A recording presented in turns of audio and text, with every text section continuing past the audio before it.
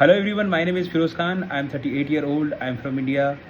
I am having more than 15 years of teaching experience. I am a dedicated, passionate social science teacher, and right now I am taking classes 9th and 10th. And today's topic is from history, the revolt of 1857.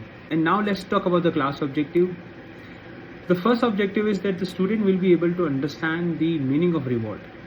And the second, that they will be able to explain the major causes of the revolt of 1857. And now let's begin the class. Hello dear student, today we are going to start a very fascinating and important chapter of history, the revolt of 1857. But before we begin, let me share a brief story to set the stage. Now just imagine we are living on an island, and this island is ruled by a foreign ruler who does not understand or respect our tradition, our culture. A ruler who imposes heavy taxes on us. A ruler who forcing us to grow crop we even can't eat. A ruler who mock our custom, even demanding us to use tools that violates our beliefs. And the worst part is, we have no voice in this non-democratic system. We have no right to protest. And now just imagine that over a time the island's people grow restless. There's a collective anger.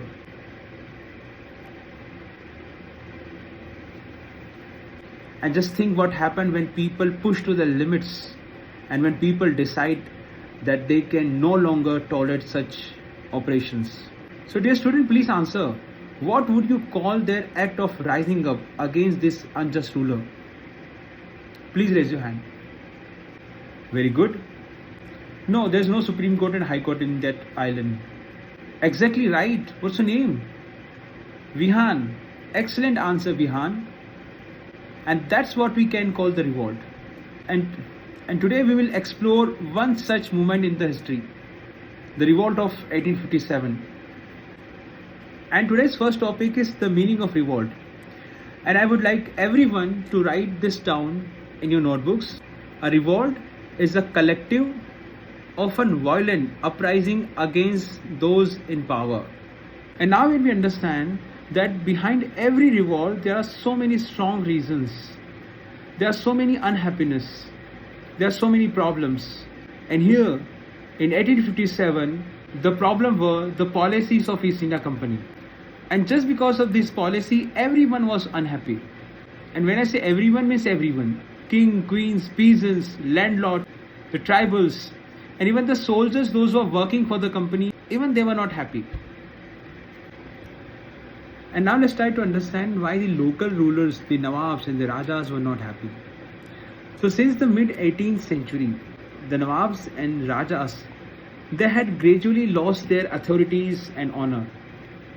Very smartly, East India Company planted a resident, means a political, economical agent in the courts of local rulers, where they are not able to discuss their internal affairs freely. And in previous chapter we already know that the Indian rulers were not allowed to have their armed forces, their revenues and their territories taken away. And we already know that revenues and territories were taken away. Yes, there were so many local ruler families who tried to negotiate with the company. We have two examples. Number one, Rani Lakshmibai of Jhansi. Actually, she wanted that company recognizes her adopted son as the heir to the kingdom after the death of her husband. But company rejected. And the second example is of Nana Sahib himself. He was the adopted son of Peshwa Bajirao II.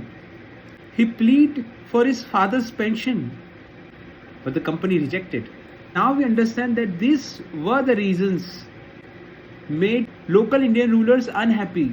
Local rulers were not allowed to have armed force. The local rulers were not allowed to collect taxes. They have a foreign agent in their local courts. So there is no freedom, no power, no honor. And that's why there's a revolt.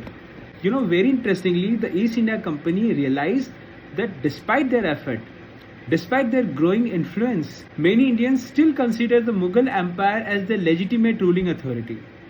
And company was not happy with this perception. So they planned to bring the Mughal dynasty to an end.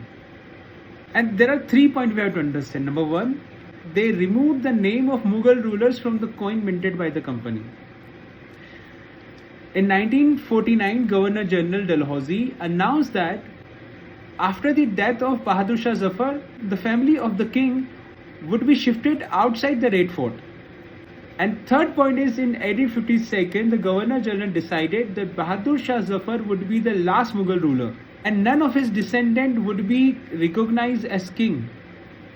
After talking about the local rulers and Mughals, now let's talk about the local people. The peasants and zamindars. Why they were not happy? They were not happy because of the high taxes. They were not happy because of the harsh method of revenue collection. And they were not happy because of the debt trap. Many of them lost their land to the money lenders because they were not able to pay back their loans. And now Indian sepoys were also not happy. And if we compare with the European soldiers, Indian sepoys were not happy about their pay, about their allowances, and about their condition of services. Very interestingly, in those days, many people of our country believed that if they crossed the sea, they would lose their religion and caste.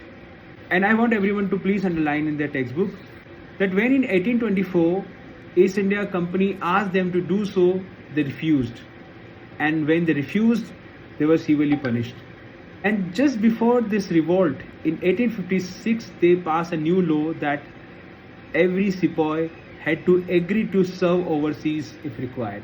There is one more reason. The people, those who were living in the countryside, they were also not happy. And as many sepoys were peasants also, and they had family living in the villages. So the anger of peasants quickly spread among the sepoys. And now we are going to start a very interesting group activity. And for that, we are going to divide the whole class into 3 groups. Or I should say the newsroom team. There will be 3 newsroom team. 1, British press with the perspective of Britishers. Second, the Indian rebels with the perspective of Indian people. And 1 newsroom team as a neutral observer. Now each team will create a newspaper front page with a different perspective. And you all have 10 minutes and your time start now. Very good. British press, do you need any help? I'm here to help. No? Okay. I could see wonderful newspaper. Thank you so much for your participation. And now it's time for individual activity. I need everyone to write down at least 4 suggestions that could have made revolt of 1857 more successful. As you can see some of the factor on the screen, of course you can use this factor in your suggestions. You all have 5 minutes for this activity and your time start now. Thank you so much for the participation. Finally, we are going to talk about the recapitulation of what we have learned so far. So the first point we understand today is the meaning of revolt of 1857, and in the second topic we try to understand what are the major causes behind the revolt of 1857. Thank you so much for your time.